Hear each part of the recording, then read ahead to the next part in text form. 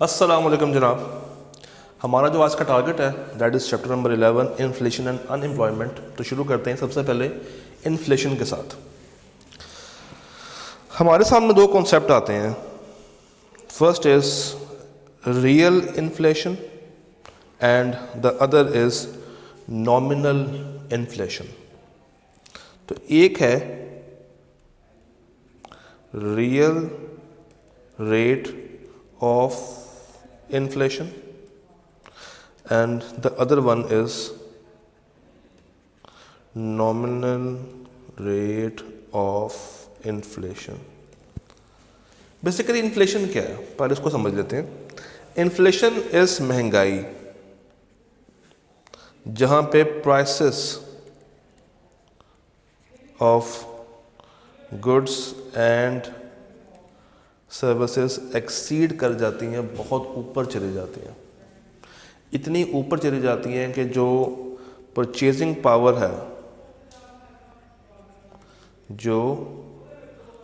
Power है, of buyer वो गिर जाती है। इतनी महंगी चीज़ें वो अफोर्ड ही नहीं कर पाता। दैट इज़ वाई उसका स्टैंडर्ड ऑफ लिविंग, उसका जो स्टैंडर्ड ऑफ लिविंग है वो गिर जाता। This is inflation. इन्फ्लेट कर देना, फुला देना, फैल जाना, प्राइसेस फैल जाती हैं। ये कब होता है? ये उस वक़्त होता है जब आपकी एग्रीगेट डिमांड बढ़ती है। जब आपकी एग्रीगेट डिमांड बढ़ जाती है तो प्राइसेस भी ऑटोमेटिकली इंक्रीज कर जाती हैं। और एग्रीगेट डिमांड कब होगी? ये उस वक्त बढ़ती है जब मार्केट में इजी मनी फ्लो कर रही होती है, जब हर एक के पास पैसा आना शुरू हो जाता है। तो जितना ज़्यादा पैसा आएगा उतनी ज़्यादा वो गुड्स बाय करेगा, जितनी ज़्यादा गुड्स बाय करेगा सप्लाई उतनी ज़्यादा कम होती जाएगी। डिमांड बढ़ रही है, सप्लाई कांस्टेंट खड़ी हुई है, तो जो मौजूदा सप्लायर होगा वो फिर अपने गुड्स महंगे दामों ही बेचा करेगा, कीमतें बढ़ा के। This is called inflation. तो इससे पहले भी हमने ये कॉन्सेप्ट देखा है, रियल रेट ऑफ इन्फ्लेशन और नॉमिनल रेट ऑफ इन्फ्लेशन। ये हमने देखा था जीडीपी के टाइम पे।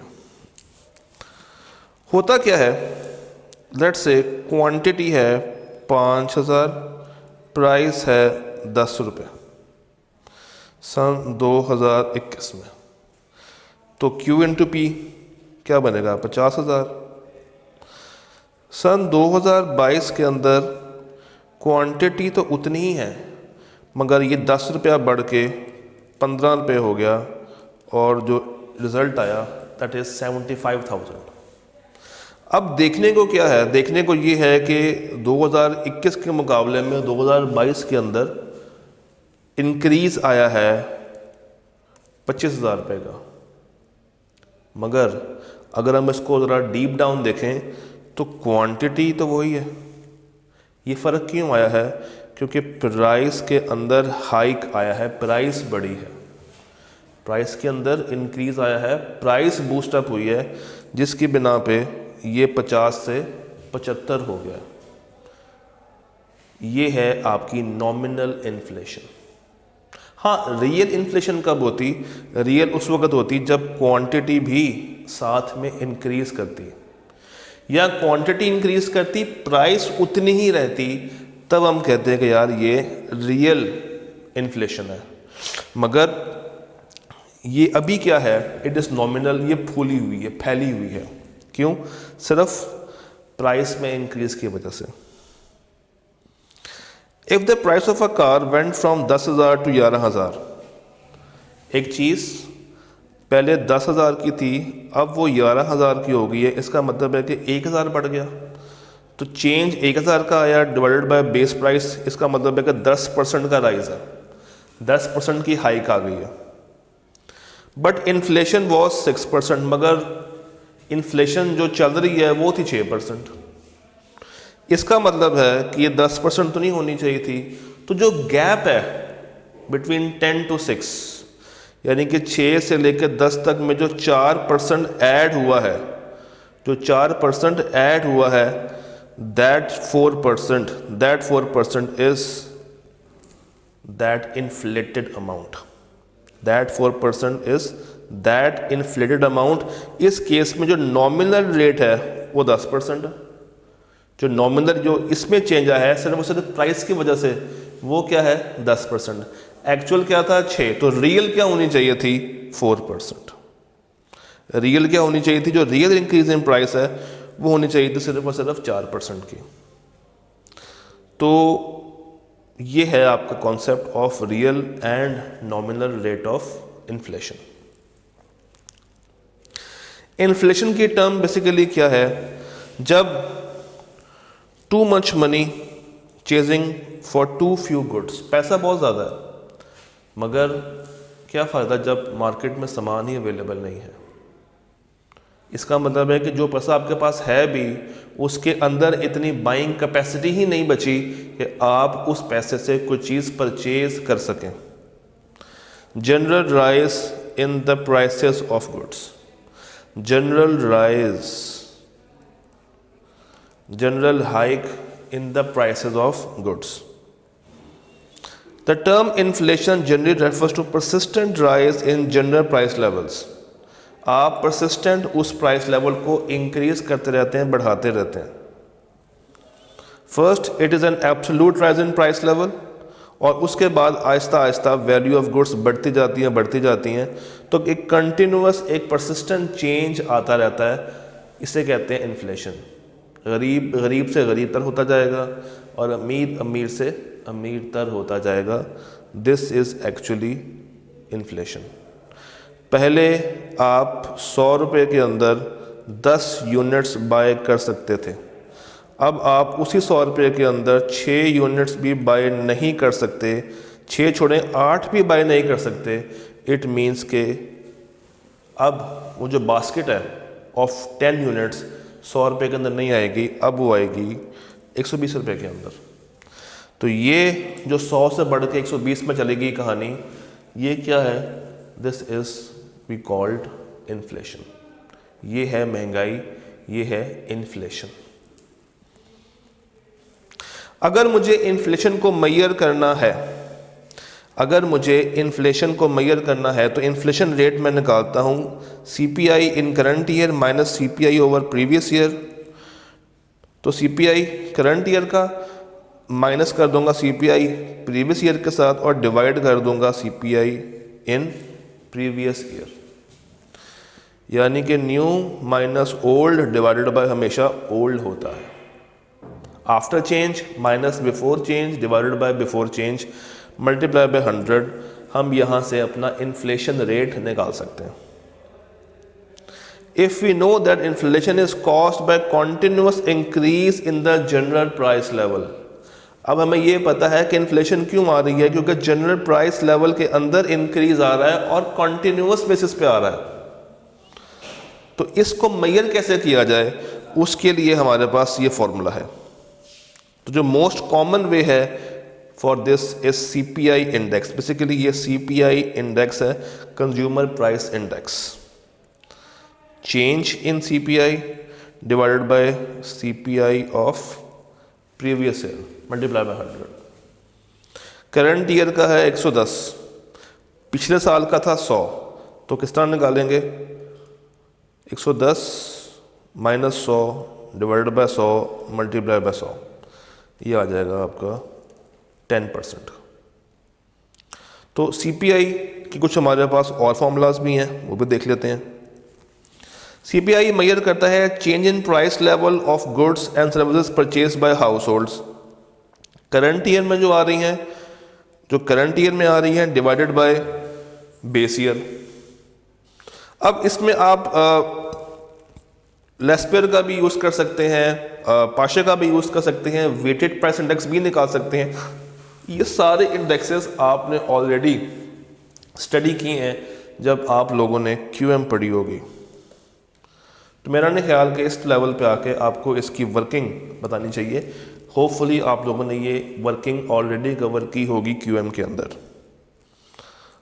तो ये WPI की एक एग्जांपल है, स्क्रीन पे मैं शो कर रहा हूँ, बट आई होप कि आप इसको एक दफ़ा सॉल्व ज़रूर कर सकते हैं खुद भी।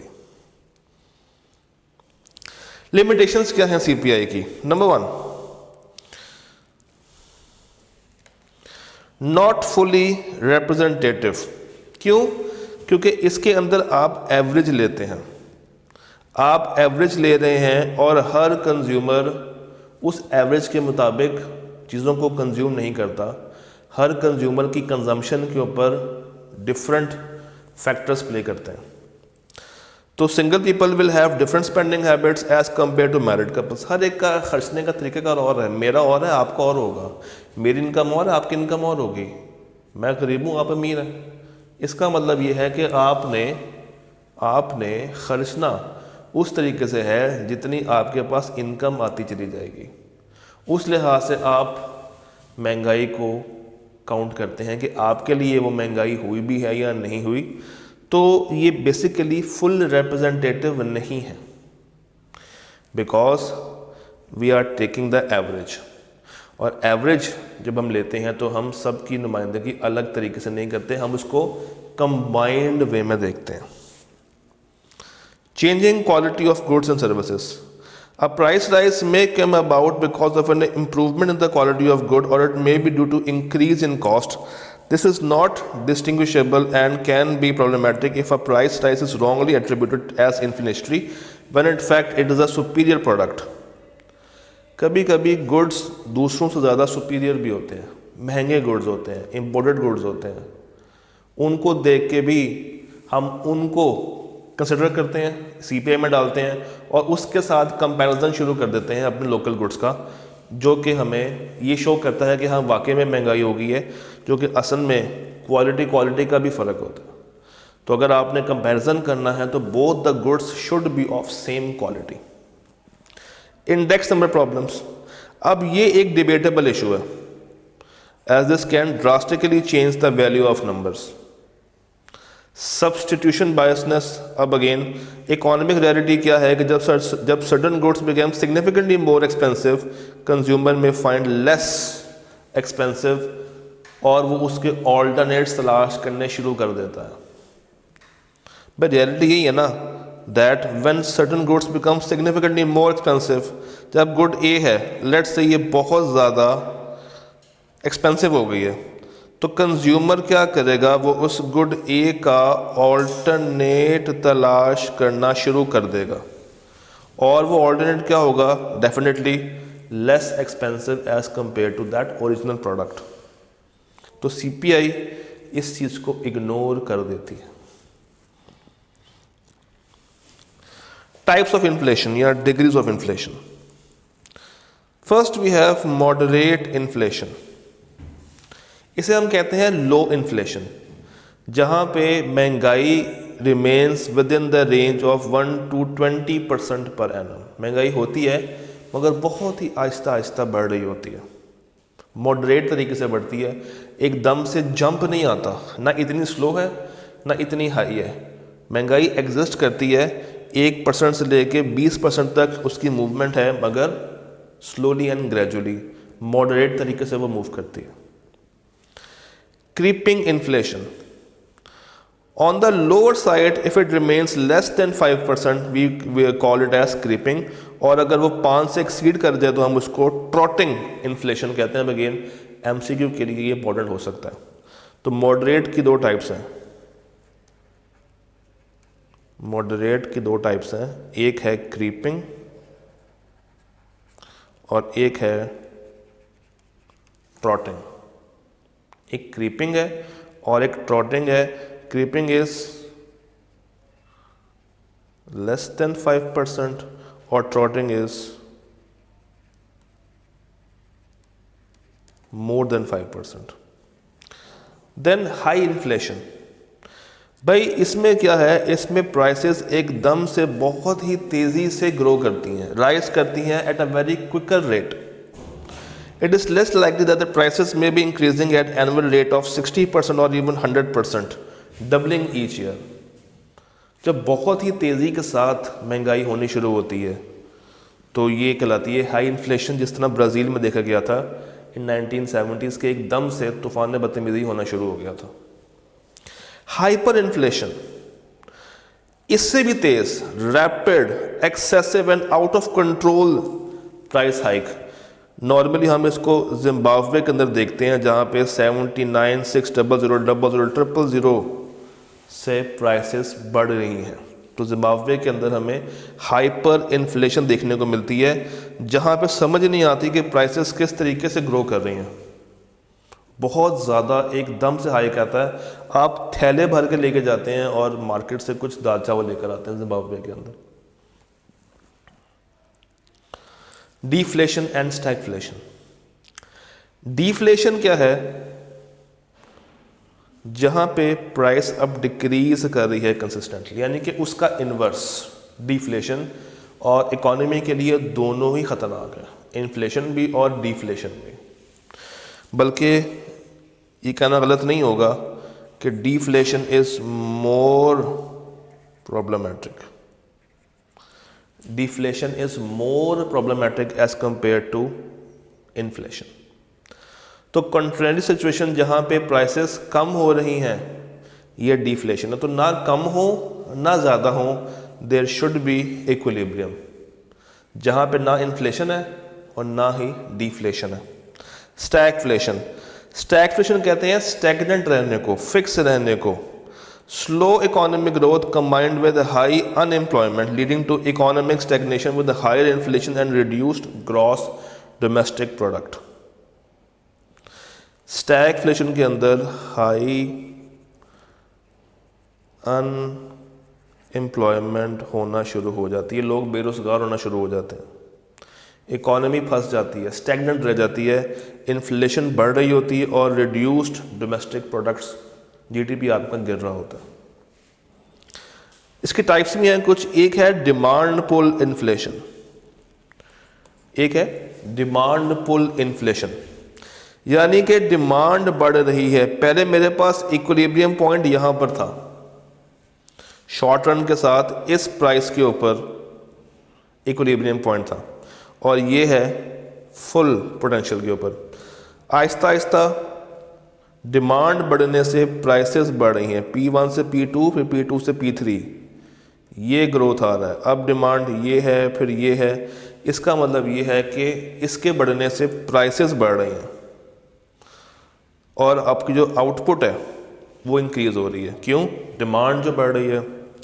तो if general price level increases due to increase in aggregate demand, ये देखें जनरल प्राइस लेवल बढ़ रहा है due to increase in aggregate demand for goods and services, it is called demand pull inflation, it is called demand pull inflation.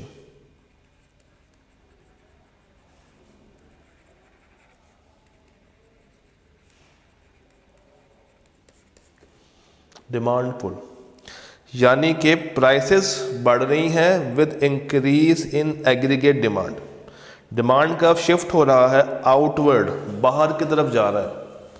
तो जैसे जैसे ये बाहर की तरफ जाएगा, आपका जो प्राइस फैक्टर है वो P1 से P2, P2 से P3 के ऊपर मूव कर रहा है। और एक हमारे पास होती है कॉस्ट पुश इन्फ्लेशन।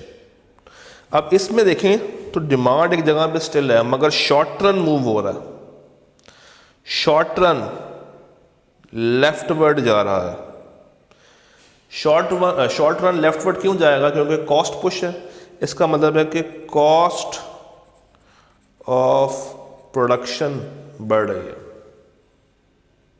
जब कॉस्ट ऑफ प्रोडक्शन बढ़ेगी तो सप्लाई कम होगी, तो जब सप्लाई कम होगी प्राइसेस में ऑटोमेटिकली इंक्रीज आएगा। If the price is rising due to increase in cost of production, price बढ़ रही है क्यों? कॉस्ट ऑफ प्रोडक्शन जो बढ़ रहा है, इसको हम कहते हैं, it is called cost push inflation.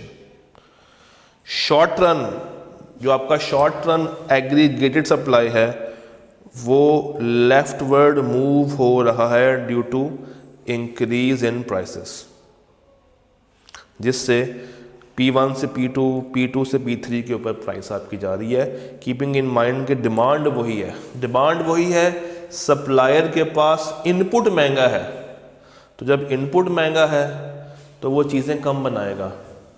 Demand remaining constant, चीज़ें महंगी बनाएगा। जी वापस आते हैं, अब डिमांड पुल की बात करते हैं। डिमांड पुल के कॉजेस क्या हैं? Fiscal stimulus, increase in aggregated demand in the economy if there is increase in the government spending. जब गवर्नमेंट स्पेंडिंग ज़्यादा होगी, गवर्नमेंट स्पेंडिंग ज़्यादा है, टैक्सेशन कम है, इसका मतलब ये है कि मनी सप्लाई बढ़ गई है, फैसिलिटी ज़्यादा दे दी है, इससे आपकी एग्रीगेटेड डिमांड बढ़ जाएगी। मॉनेटरी स्टिमुलस, जब रेट ऑफ इंटरेस्ट लो रखेंगे मनी सप्लाई बढ़ जाएगी, एग्रीगेटेड डिमांड बढ़ जाएगी, जिससे प्राइसेस बढ़ जाएंगे। Depreciation of the exchange rate, जब एक्सचेंज रेट गिर जाएगा, जब एक्सपोर्ट्स चीपर हो जाएंगी, इससे भी क्या होगा, ये आपका आउटवर्ड शिफ्ट कर रहा होगा। तो इसको हमने अगर ओवरकम करना है तो हमें क्या करना चाहिए, इन सारी बातों को रिवर्स कर दें। गवर्नमेंट स्पेंडिंग्स को डिक्रीज करना शुरू कर दें, रेट ऑफ टैक्स को बढ़ाना शुरू कर दें, मॉनेटरी मेजर्स लेना शुरू कर दें। तो जितनी ये चीज़ें हम लोगों ने देखी हैं, अगर आप इसको रिवर्स कर देंगे तो आप इसके कंट्रोल मेजर्स तक पहुंच सकते हैं। इसी तरह कॉस्ट पुश में क्या है, इसकी क्या रीज़न है, लेबर कॉस्ट बढ़ रही है। An increase in wages often occurs when unemployment is low. जब अनएम्प्लॉयमेंट कम है तो वेजेस बढ़ जाती हैं, स्किल लेबर ज़्यादा आ जाती है और वो ज़्यादा पैसे डिमांड करती है, जिससे आपकी कॉस्ट और प्रोडक्शन बढ़ जाती है। Expectations of inflation, if people in the economy expect inflation to be higher in the following period, then they will ask for a higher wage. Component cost, price of raw material बढ़ जाएगी, taxes को वो बढ़ जाएंगे, raw material जो आपको मिल रहा है, जो आप इंपोर्ट कर रहे हैं, वही बहुत हैवी है। और इसकी रेमेडीज क्या है, इन सारी चीज़ों को जब आप रिवर्स कर देंगे दैट विल बी रेमेडीज। अब आपने इससे पहले मॉनेटरी पॉलिसी को स्टडी कर लिया, वहाँ भी हमने इन सारे इन्फ्लेशन का इम्पैक्ट देखा है।